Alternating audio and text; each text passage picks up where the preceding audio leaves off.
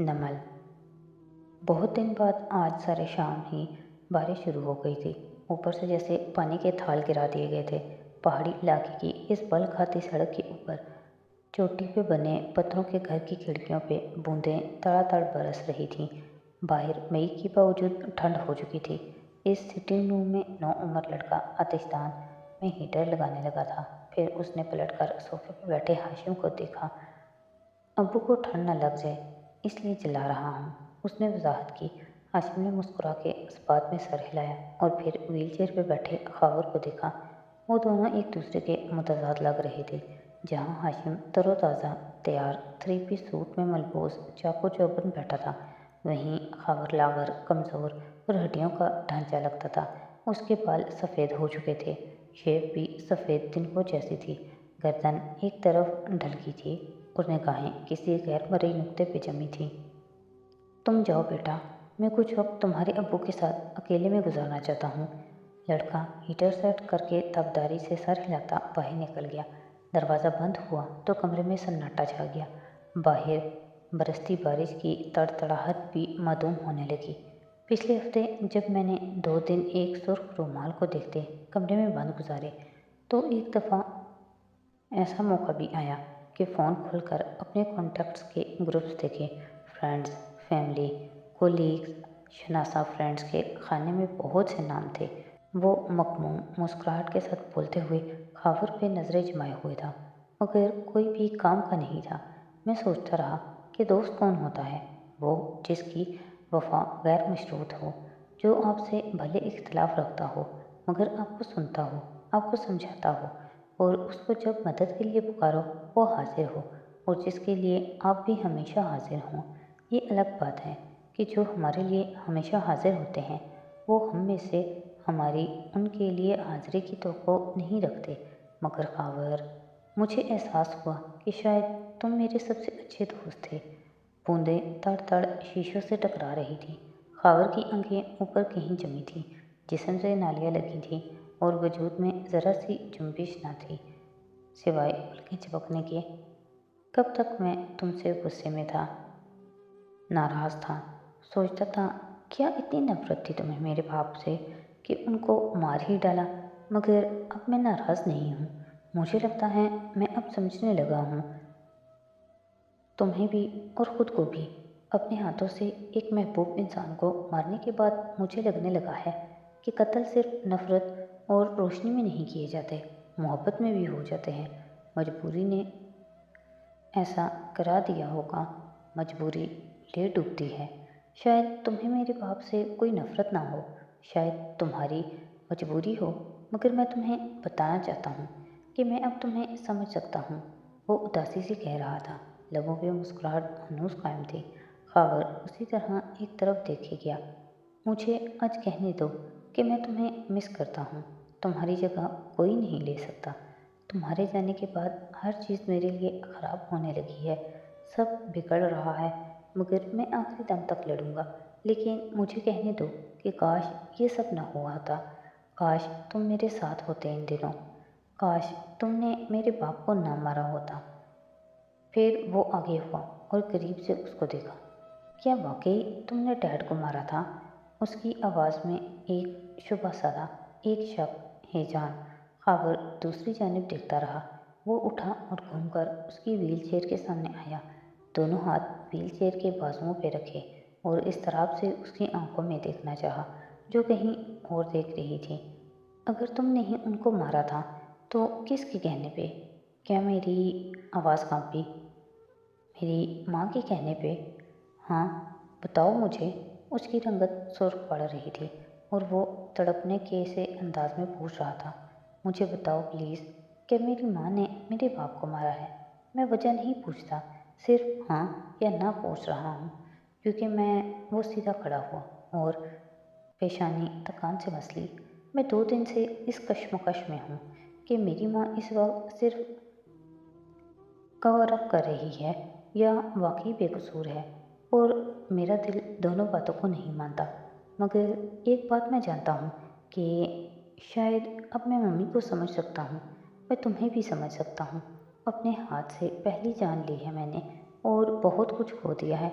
اگر یہ سچ ہوا خبر، اگر واقعی ممی نے یہ سب کیا ہے تو میں ان سے راستہ الگ کر لوں گا، ان کو چھوڑ دوں گا، ان سے محبت کرنا ترک نہیں کر سکتا، لیکن اور ہاں، ان کو ہر حال میں سمجھتا رہوں گا۔ قتل مجبوری میں ہوتے ہیں، شاید ان کی بھی کوئی مجبوری ہو۔ پھر وہ تلخی سے ہنسا۔ چند ماہ پہلے تک میں ایسا نہیں تھا، اب میں بدلتا جا رہا ہوں، میں بے ہوش ہوتا جا رہا ہوں، لیکن شاید یہ شادی کی کوئی نئی گیم ہے۔ اگر ممی انوالوڈ ہوتی تو ہم دونوں کو صاحبزادی بیگم کے ملازم کا بیان نہ بتاتی، اس بات کو چھپاتی۔ وہ بے قصور ہیں، اسی لیے تو۔ اس نے سر جھٹکا۔ کیا تم مجھے سن رہے ہو؟ اس نے امید سے پکارا، یاس سے پکارا، مگر دوسری طرف وہی خاموشی تھی۔ شاید تم سن نہیں سکتے، تمہاری سماعت متاثر ہوئی ہے، مگر اچھا لگا تم سے بات کر کے۔ وہ کوٹ کا بٹن بند کرتے ہوئے ایک آخری نظر اس پہ ڈالتا، مڑا اور دروازے سے باہر نکل گیا۔ خاور نے آنکھوں کا رخ پھیر کر دروازے کو دیکھا تھا۔ ان آنکھوں میں کوئی تاثر نہ تھا۔ کالونی کے بنگلوں کی بتیاں رات میں جلتی ہوئی بہت بھلی معلوم ہوتی تھیں۔ حبس اور گرمی کے بعد بارش نے سارے میں رونق بخش دی تھی۔ کچھ لوگوں کے گھروں میں بنتے ہوں گے پکوڑے اور چپس، مگر مور چال میں انہیں پینٹ کی بو ہی پھیلائے بیٹھی تھی۔ سارا گھر اس سے بیزار تھا، مگر چونکہ وہ اپنا ہیرو خود تھی تو اس کا دماغ عرصے سے آسمان سے اترنا بھول گیا تھا۔ فارغ اس ساری چٹک پٹک جو ندرت آنا اور حسینہ کے درمیان جاری تھی سے تنگ آ کر اوپر ٹیرس پہ آ بیٹھا تھا۔ موسم خوشگوار تھا اور ٹھنڈی ہوا بہت بھلی معلوم ہو رہی تھی۔ وہ پیر لمبے کر کے میز پہ رکھے، آنکھیں بند کیے، ٹیک لگا کر بیٹھا، خود کو پرسکون کرنے کی کوشش کرتا رہا۔ نوک نوک آواز پہ چونک کر آنکھیں کھولی۔ زمر اس کے سر پہ آ کھڑی تھی، سبز رنگ کے لباس میں، گھنگریالے بال آدھے باندھے۔ وہ کھلی کھلی سی لگ رہی تھی، ساتھ میں بھاپ اڑاتی چائے کا مگ بھی بڑھا رکھا تھا۔ وہ ہلکا سا مسکرایا، تھینک یو، اور مگ لے لیا۔ وہ اس کے ساتھ کرسی پہ آ بیٹھی، یوں کہ اس کی طرف گھومی ہوئی تھی۔ کیا سوچ رہے ہو؟ کچھ نہیں، فارس نے سر جھٹکا۔ مگ ہونٹوں سے لگایا، اور میں چاہتی ہوں کہ تم کچھ سوچو بھی نہیں۔ وہ چونکا، کیوں؟ زمر کی اس پہ جمی بھوری آنکھوں میں فکر مندی دکھائی دیتی تھی۔ تم خود کو مت پریشان کرو، مت تھکاؤ، گلٹی فیل مت کرو۔ آبدار کے ساتھ جو ہوا اس میں تمہارا قصور نہیں ہے، وہ نرمی سے سمجھا رہی تھی۔ فارس ہلکا سا مسکرایا، پھر کس کا قصور ہے؟ ہاشم کا، اس کے باپ کا۔ وہ لوگ ذمہ دار ہیں، تم نہیں۔ مگر میں نے اس کو استعمال کیا تھا زمر، یہ سوچے بغیر کہ وہ مشکل میں پڑ سکتی ہے۔ تم نے سری لنکا تک اس کو استعمال کیا تھا، وہاں تو وہ مشکل میں نہیں پڑی نا۔ جس مشکل میں تمہارا ہاتھ نہیں، تمہاری نیت نہیں، اس کے لیے دل بھاری مت کرو۔ اچھا، کوشش کروں گا۔ وہ زخمی سا مسکرا کے ہونٹ مگ سے لگائے گھونٹ بھرنے لگا۔ اور یہ سب مت سوچو جو سوچ رہے ہو، اور میں جانتی ہوں کہ کیا سوچ رہے ہو۔ تم ضبط کیے بیٹھے ہو اور چاہتے ہو ایک ہی وقت میں جا کر ان سب کو مار ڈالو۔ آبدار اور میرے ساتھ جو ہوا، اس رات کے ذمہ داروں کو سزا دینے کا مت سوچو فارس۔ وہ اس کے کندھے پہ ہاتھ رکھے اسے سمجھا رہی تھی۔ وہ چپ چاپ چائے پیتے سننے گیا۔ میں جانتی ہوں تم فرسٹریٹڈ ہو، بہت چپ رہنے لگے ہو، تمہیں یہ ساری بھڑاس ان لوگوں پہ نکالنی ہے، مگر میں چاہتی ہوں تم درگزر کرو جاؤ، معاف کر دو۔ نہیں تو صبر کر لو، ہمارا کیس عدالت میں ہے، ہمیں وہ جیتنے دو، اور پھر میں تو ٹھیک ہوں، بالکل۔ تم ٹھیک ہو نا؟ اس نے نرمی سے پوچھا۔ اس نے مسکرا کے اس بات میں سر ہلایا۔ اس وقت نہیں تھی، شوق میں تھی، شل تھی، مگر اب ٹھیک ہوں۔ وعدہ کرو تم کچھ نہیں کرو گے اس کے خلاف۔ اوکے، میں کچھ نہیں کروں گا۔ اس نے آخری گھونٹ پیا اور کپ اسے تھما دیا۔ زمر نے مشکوک نظروں سے اسے دیکھا۔ اتنی شریفانہ شکل بنا کر جب حکم مانتے ہو تو مجھے پتہ نہیں کیوں یقین نہیں آتا۔ تمہاری سوچ ہی خراب ہے، اور تمہاری نیت، اف، وہ کراہا۔ اچھا بھلا میں تیسری شادی کرنے کے قابل ہو رہا تھا، اب پچھتا رہا ہوں کہ کیوں بچانے گیا تمہیں۔ تمہیں سچ میں تیسری شادی کا اتنا شوق ہے، یا صرف میرے سامنے بنتے ہو؟ تم کہتی ہو تو تجربہ کر کے दिखा दूँ तुम्हें? वो नाक कर सीधी हुई और टेक लगाकर चाय के घूंट भरने लगी। नीचे से हुनैन और नुसरत की बहस की आवाज़ें सुनाई दे रही थीं। मैं सोच रहा हूँ हम नया घर ले लें। चूंटी का घर छोड़ दोगे तुम? जुमर को यकीन नहीं आया। बीबी, ये चूंटी का घर नहीं है, ये पूरा चिड़िया घर है। तड़प के जैसे वो बोला था। वो एकदम हंसने लगी। मैं संजीदा हूँ। चलो अब हम अपना घर लेते हैं जहाँ हम सुकून से रह सकें। हर वक्त ये सरहदी झड़पें ना होती रहें जहाँ, और हर दूसरे दिन कद्दूकोस ना बना करे। तुम इतना तंग हो मेरे घर वालों से? वो खफा हुई। मैं इससे भी ज़्यादा तंग हूँ। वो सब उकताया हुआ लग रहा था। मुझे तो यहाँ कोई अपना समझता ही नहीं है। मैं तो समझती हूँ ना। अच्छा वाकई? मैं तुम्हें समझने भी लगी हूँ। सुनो, फिर से बताना, तुम्हें वाकई नहीं मालूम था कि कानूनी शहादत में ऐसा आर्टिकल भी है जिसके तहत मियाँ बीवी को एक दूसरे के खिलाफ गवाही देने पे मजबूर नहीं किया जा सकता? बेड़ा गर्क हो कानूनी शहादत का। ये हमारी हर बात में क्यों आ जाता है?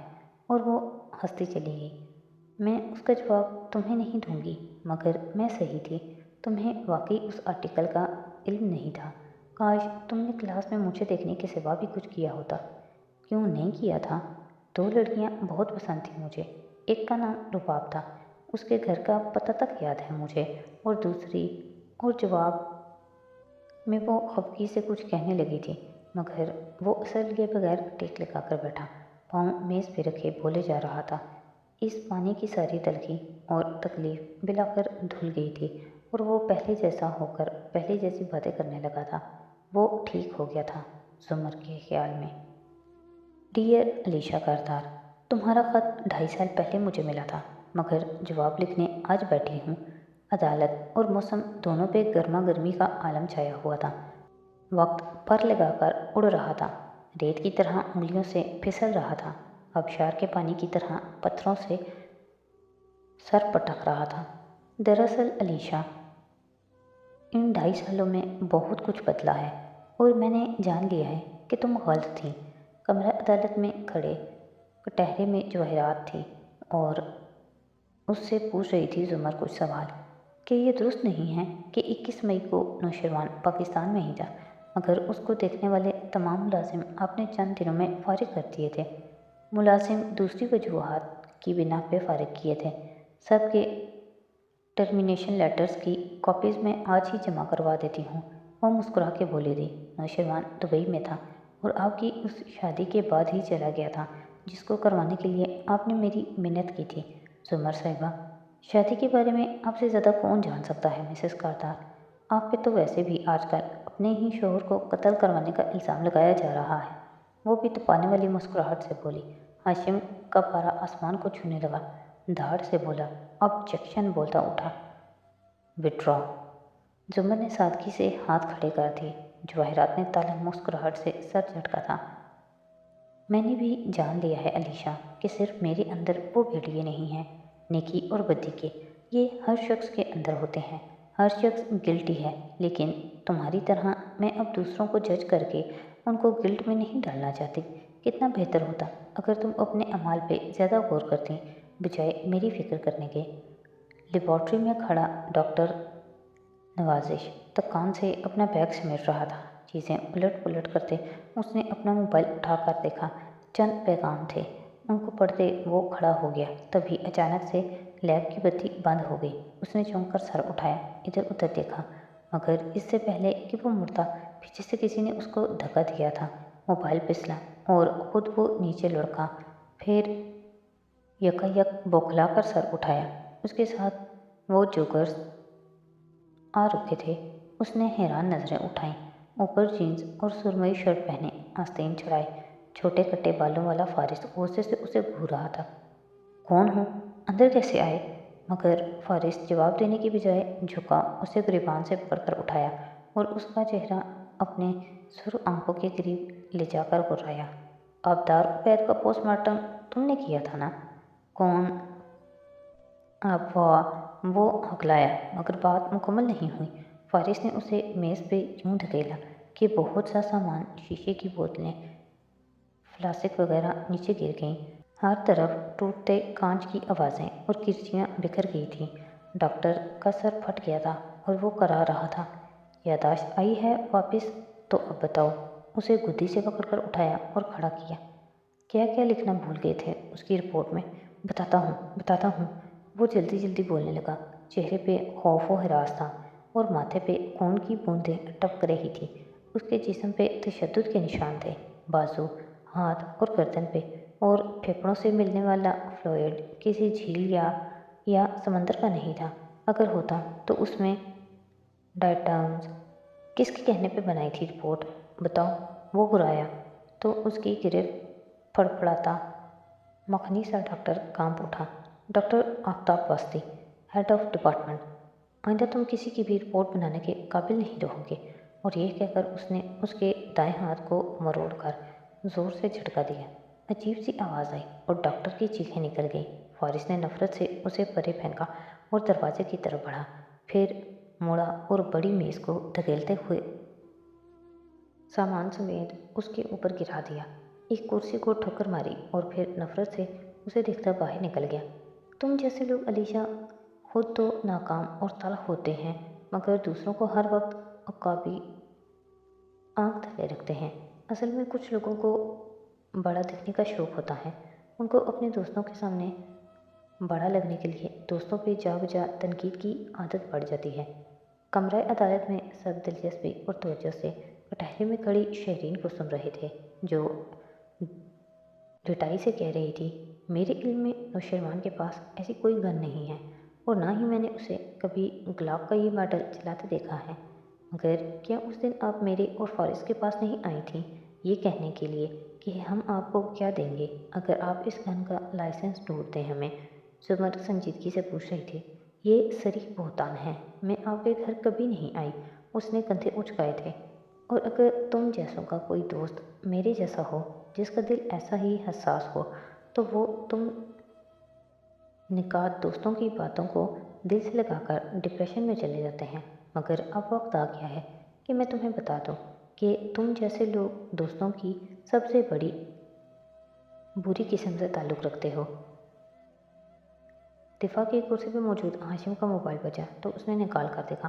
ब्लॉक नंबर से पैगाम मौसूल हुआ था। अगर तुम्हें लगता है कि तुम सादिक यूसुफ को दहशतगर्द साबित करवाने में कामयाब हो जाओगे तो ये इनसे लिखकर ट्वीट कर दो, मैं समझ जाऊँगा। हाशिम ने ट्विटर खोला और पुरुम्मीद के नीचे ही इनसे लिखकर ट्वीट कर दिए। फिर मुस्कुरा के फ़ोन जेब में रखा। ज़रा सा मुड़ा तो पीछे गोल चश्मे वाला आदमी अपना मोबाइल देख रहा था। हाशिम मुस्कुरा के सीधा हुआ और नौशरवान की तरफ झुका। तुम बेफिक्र रहो, सादिक यूसुफ के दूसरे दुश्मन हमसे ज़्यादा इस ख़ानदान की तबाही के ख्वाहिशमंद हैं। शेरू खामोश रहा था। मैं इस उम्मत मुसलमा से ताल्लुक़ रखती हूँ अलीशा, जिसके नबी पाक सल्लल्लाहु अलैहि वसल्लम ने एक शख्स को बुरे हुलिये में देखा तो खुद कुछ नहीं कहा, मगर उसके जाने के बाद सहाबा इकराम से फरमाया कि अगर तुम इसको कह देते तो अच्छा होता। मगर सारी बात यह है कि उन्होंने खुद कुछ भी कहने से हया की। हमारा अल्लाह हमें हया सिखाता है। ये खुद को साफ को और मुंह फट कहने वाले लोगों को जान लेना चाहिए कि वो अच्छे दोस्त नहीं बन सकते और अपनी बदकलामी की वजह से आखिर में अकेले रह जाते हैं। मोरशाल अगर गर्मी भरी रात में डूबा था और सर्वेंट क्वार्टर में बैठा सदाकत अफसोस से सामने बैठी हसीना को कह रहा था, मुझे बड़ा अरमान लगा कि फारिस भाई उस दिन हम पे शक कर रहे थे। उनको ऐसा नहीं करना चाहिए था। असल में मैंने जो बोल दिया कि तुम लाए हो तो वो इसलिए शक करने लगे। वो जल्दी से बोली तो वो चौंका। तुमने बताया नहीं कि ये तुम्हारी अम्मी जी ने तुम्हें तोहफे में मोबाइल दिया है? ऐसे ही बता देती, नज़र लग जाती है।